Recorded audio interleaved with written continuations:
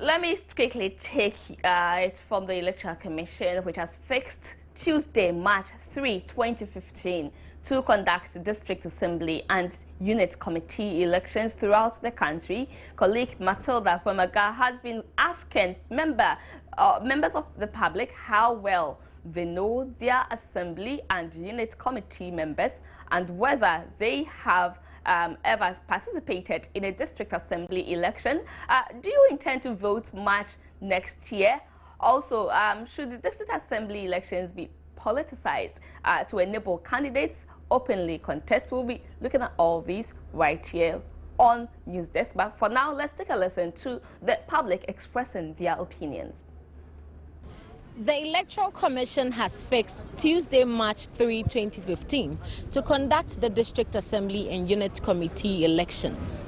Today on Roving, we're here to find out how well do you know your unit committee members? Do you even intend voting come 2015?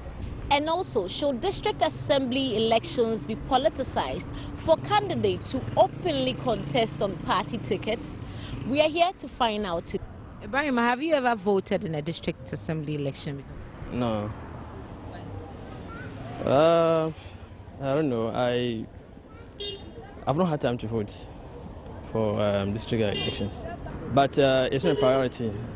But if, let's say, it comes and I have the time, I'll vote. For me, election, sometimes I feel elections. Your vote's fine. I mean, you can vote, but I don't really, they do what they want to do.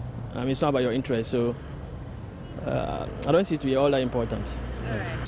Just the normal election that I do vote, but with the district assembly, I've not voted before. I think it's necessary because if you electing people, you have to look at the performance of people. You can't just appoint someone to go and do this or tell somebody to go and do this as well. You have to appoint by looking at what or something that is good of them. So yes. Are you going to vote next year? Oh yes, if I have the chance, I'll vote. Sure. Yes. Have you ever voted in a district assembly election? No. Why? I'm not interested about it. Why aren't you interested? No, I don't see their work. Why do you say that? No, because if something happened to you and you go to them, the assemblyman will say, oh no, let's see this one, let's see this one. By the end of the day, you will not earn anything. Do you even know their role in the first place? What they are supposed to do there? Actually, yeah, I'm not interested, so I don't know what they do. You want to become the people that you are expecting them to become? They should be on the truth. If they say, I'll do this for you, they should make sure that by the time that they promise that I'll do it, they should fulfill their promises. So other than that, they will not get anything. Because if you want it, you don't want to do anything for anybody. If you want something, then let your family people give you that thing you want. But you are the only one saying this. Some people will vote for them. Oh yeah, definitely. If you have 1,000 people, maybe one will love you, then 99 will leave you. So yours is by choice? Yeah. Thank you, Pam. You're welcome.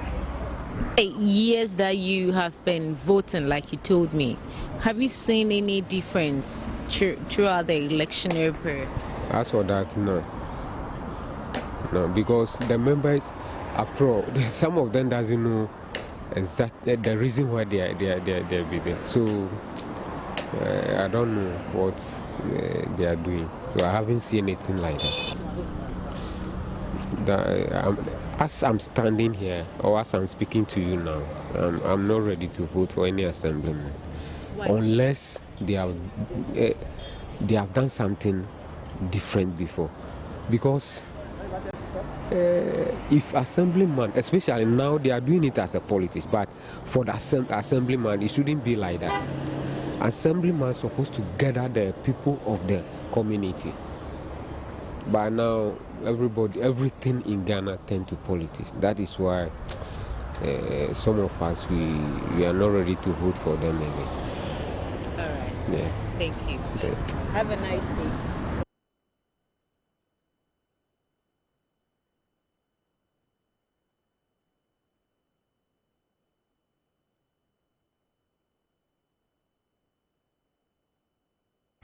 I have been joined online by Eric Odro Osai. He is the Dean of Studies and Research of Institute of Local Government Studies. I also have online George Chebafo. He is the former president of the National Association of Local Authorities of Ghana, NALAG. Thank you so much, sir. Yeah, so most grateful. I have Eric and then I have George. You both welcome to News Desk. Yeah. Thank you. All right, so let me take it. Are you surprised at the low turnout of the District Assembly and Unit Committee elections? The low turnout in participation? Well, let me take it first. Let me say Okay. Good morning to my good friend, Mr. George Chebafo, and I want to thank him for contributing to the development of local governance. Personally, I am not surprised. I am not surprised because the Electoral Commission's approach to the local level and unit committee elections has been so abysmal in such a way that they don't expect any other better performance than what we are witnessing now. Look at what happened in 2010.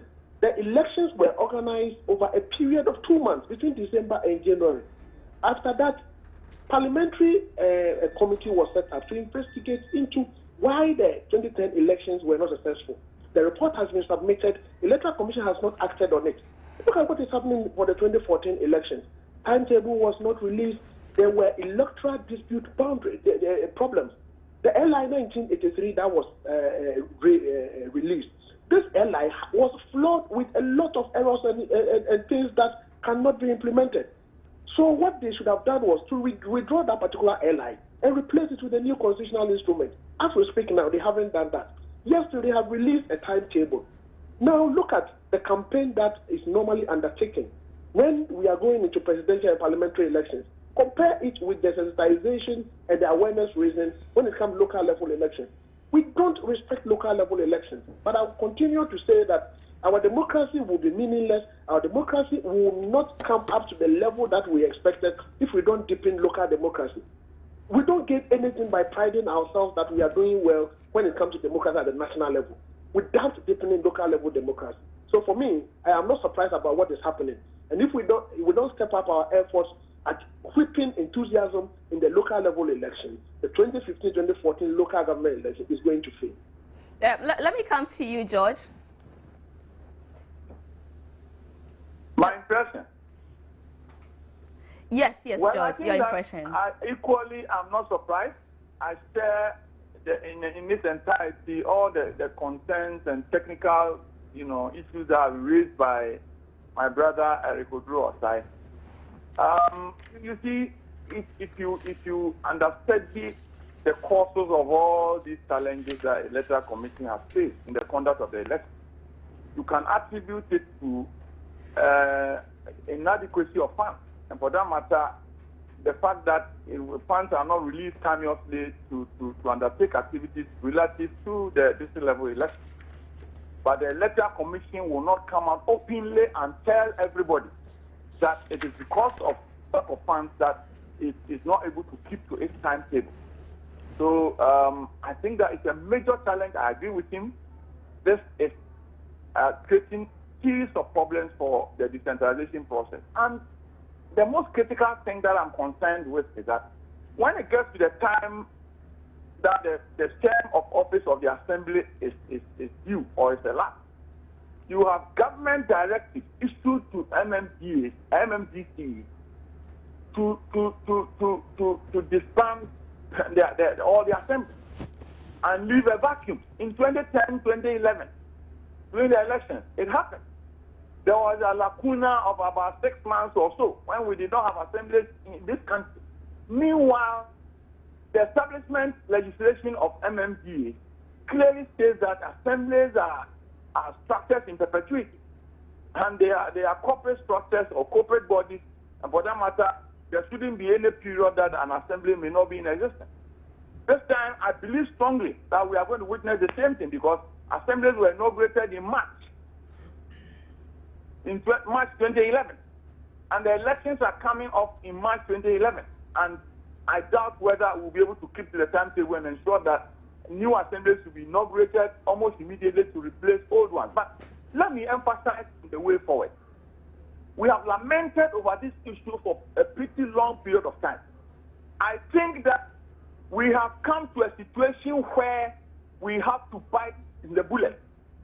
Ghanaians are yearning for a partisan local governance system. We have to do away with the government appointing system in the local government arrangement and get all assembly members elected on the basis of partisanship. Allow political parties to participate in a local governance system.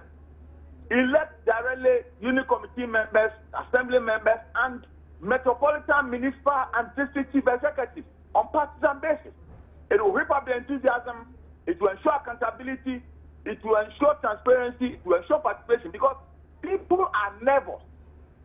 The low turnout, people are nervous about the expectations that they have on assembly.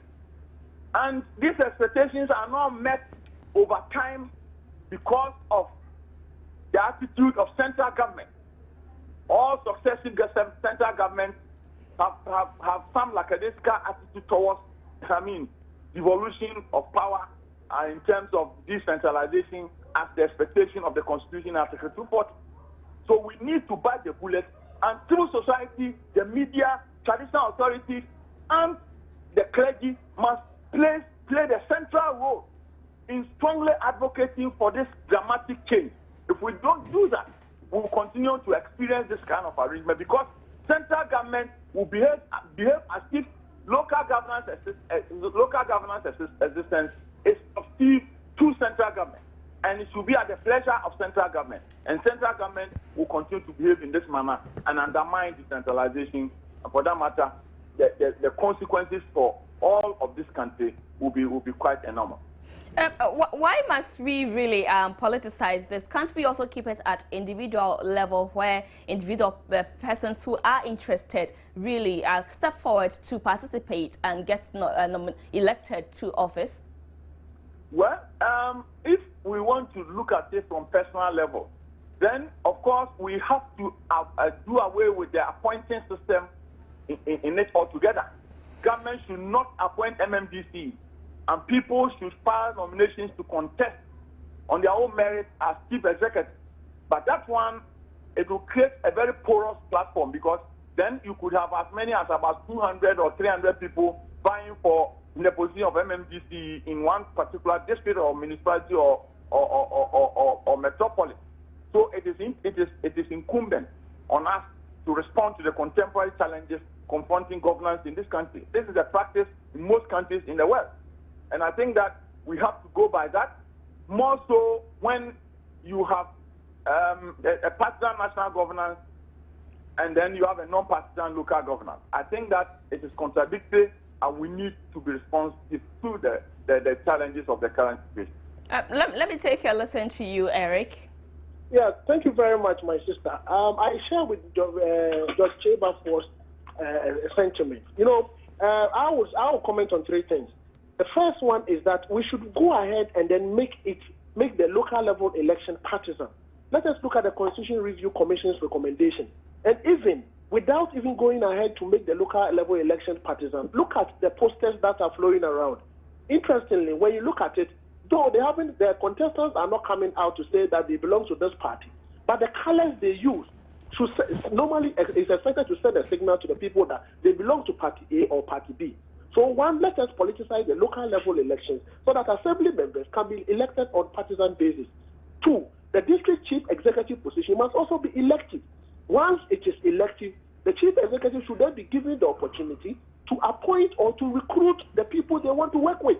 So if you allow local government to recruit their people, and the chief executive position is also elective, and then the assembly membership position is also elective, then it will promote accountability, it will whip enthusiasm. Because as it stands now, it is not whipping the required enthusiasm, because it is not partisan. The third thing had to do with the budgetary allocations. My sister, look at the 2014 budget. An amount of over 171 million was allocated to the Electoral Commission for the district level elections. Nothing was done. Look at the 2015 budget. The budget has been cut to about 30-something million. The question then is, what is happening? In 2010, this budgetary issue came up. The Electoral Commission said they have not been given money to run the elections. The Ministry of Finance came out to explain to us that the Electoral Commission was slow in accessing the funds. So who is telling the truth? I agree with Dr. Chebafo that the Electoral Commission should come out clearly and tell us, one, why they could not utilize the over 171 million that was allocated to them in 2014.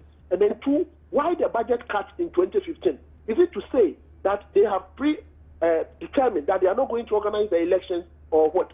The last one is that the Electoral Commission should withdraw the LI 1983 and then replace it with a constitutional instrument under the signature of the Electoral Commission, because that is also creating problems.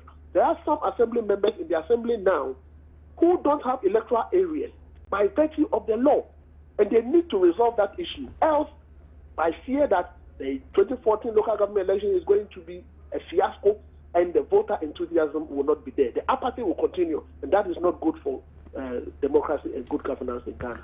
The expectation was for the elections actually to be held this year, and prior to that, some aspirants have splashed their posters all around in town, and you just mentioned a few, some trying to display colors to connote where exactly they belong to. That's right. Could it be that EC, okay, you said they kind of seem to have premeditated that they could not really hold the elections this year, but from now till 2015 March 3 that they have fixed, what should be done? From now to March 3rd that they fixed, I would encourage the Electoral Commission to take steps to resolve all the legal issues, legal and financial issues that are likely to affect the election. Secondly, they should team up with the National Commission for Civic Education and the Ministry of Local Government and Rural Development. I have advocated that we need an interagency advisory committee to sensitize and then raise awareness when it comes to elections. Local level elections should not be the preserve of Electoral Commission only. It should be it should be done in collaboration with NCCE and the Ministry of Local Government. So once they form this interagency advisory committee, they would have a comprehensive plan, roll the plan out, so that between now and March, people will be interested. People will know that the local government elections concerns them. The other bits that I'm skeptical about have to do with the fact that the Electoral Commission is also not very clear in terms of timetable as to when and who should do what and how it should be done. All we see is that there is a press release. It is not enough to issue a press release.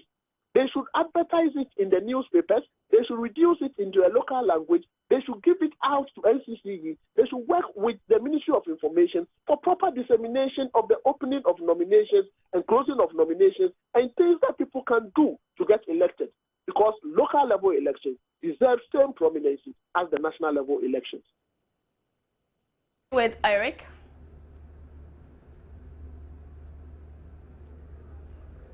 Hello, George. Hello? Yes, I'm here. Okay, I'm asking. You heard Eric. Do you agree with him also? I think he has been so excellent in his position. I see. I share all the concerns that he has raised.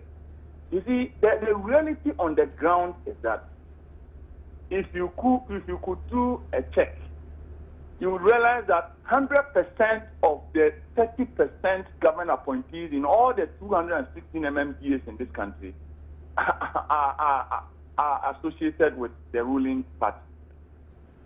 That is the reality on the ground. So you add it up to the MMDC, who is a very powerful person, and then they control the assembly. So if you have a supposed democratic institution being remotely controlled by a non-democratic, character, then you can understand where we are going from. There was a recent situation in Kumasi where the executive committee of the assembly resolved to sell or to lease, the major structures of the assembly to private persons. Meanwhile, the executive committee has no power to do that. But because of the numbers that they have and the overbearing role of the MMDs, of the Metropolitan Chief Executive as chair of the executive committee, they did it. You get my point? So, in practice, it is happening. Look, in the elections, in the preparations towards the elections, every candidate is affiliated to a party. There are covert activities going on by parties to nominate their candidates to contest the election. And because they are covered, it is difficult to apply the rule or the sanctions regime as contained in Article 248. It is not easy to apply that. So if that is the situation on the ground, that is the reality. Why do we behave like the ostrich? We have to bite the bullet, like I've said. The Electoral Commission must take without emphasis, with all the emphasis, the position as to why the elections are handled the way it has been handled. As he said rightly, there's not a single flyer indicating that the Electoral Commission is going to open nominations on the 20th of December. Today is 11. We are barely 9 days to go. Even nomination approved, posters to indicate that, the Electoral Commission is expected to open nominations and interested parties to pick their nomination form. It is not available. Even the nomination forms themselves, they have not been distributed to Electoral Commission offices across the country. So what is happening?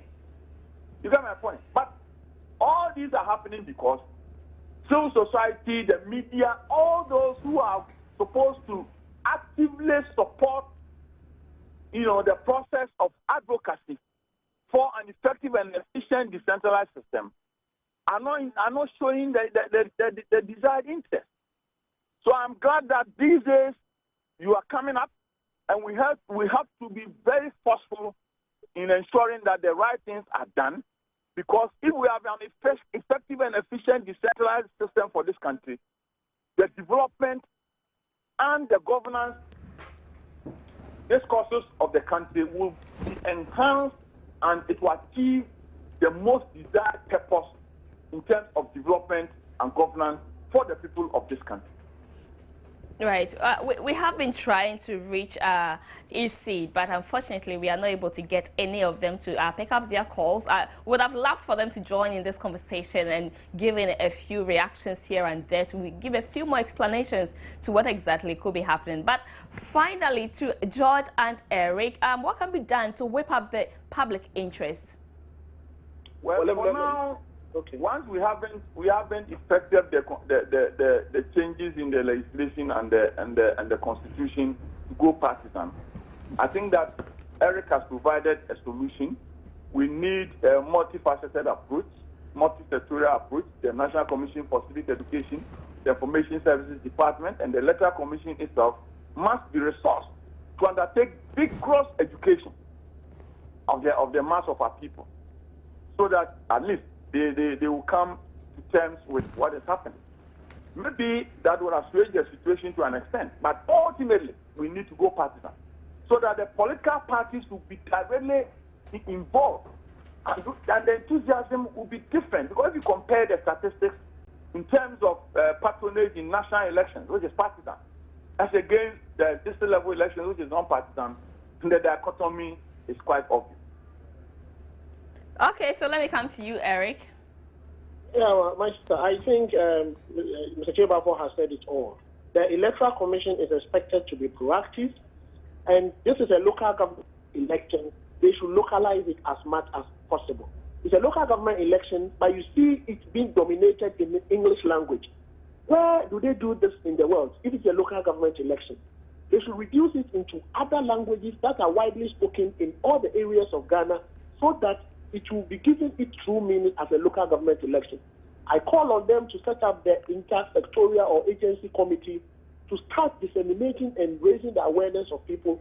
I call on the Electoral Commission to, as a matter of agency, publish the details of the 2015 local level elections in the newspapers, so that everybody will know what is happening. They should come out clearly if they don't have the resources. But I know that provision have been made for the Electoral Commission, so they should access it and make sure that we have a very good local level election, which will go to support our national level election, so that in totality, democracy can be deepened and good governance will lead to development. Right. Thank you so much. So Thank you. We have a good day.